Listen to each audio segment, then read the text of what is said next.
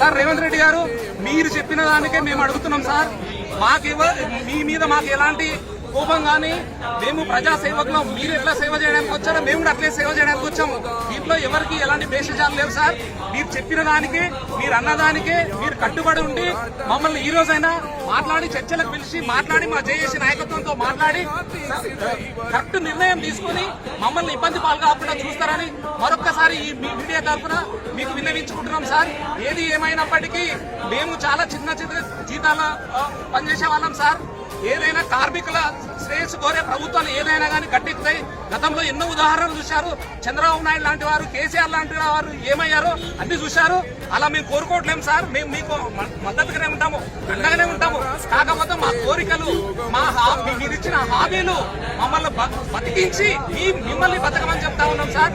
మిమ్మల్ని ఎవరిని మేము విమర్శించదలుచుకోలేదు, ఎవరికి వ్యతిరేకం కాదు, ఏ గవర్నమెంట్ కి వ్యతిరేకం కాదు. మేము ప్రజా సేవకులము. ఆ దేశ సేవలో ఆర్మీ జవాన్లు ఎంత సేవ చేస్తున్నారో ఈ ప్రజలకు మేము కూడా కార్మికులుగా మేము కూడా అంతే సేవ చేస్తున్నాం సార్. అదే ప్రయారిటీగా ఉంచుకొని మమ్మల్ని పెద్ద మనసుతో మీరు సమస్యను అర్థం చేసుకుని పరిస్థితులను అవగాహన చేసుకుని మీ ఉన్నతాధికారులతో నివేదికలు తెప్పించుకొని దయచేసి ఒక్కసారి సమీక్ష చేసి మళ్ళీ ఒక్కసారి మీరు అలాంటి నిర్ణయాలు తీసుకోకుండా సమగ్రమైన మాకు న్యాయమైన కోరికలు తీరుస్తారని మరొక్కసారి మీడియా తరఫున తెలియజేస్తున్నాం సార్. ఏది ఏమైనప్పటికీ ఈ రాష్ట్రంలో ఆర్టీసీ కార్మికులు అన్నవారు నిబద్ధతతో, కృషితో, ఎలాంటి లాభాపేక్ష లేకుండా, ఎలాంటి ప్రయోజనాన్ని ఆశించకుండా ఓన్లీ ప్రజాసేవకే మేము పనిచేస్తా ఉన్నాం సార్. మాకు ఓన్లీ మేము జీతం ఏమని అడుగుతున్నాం.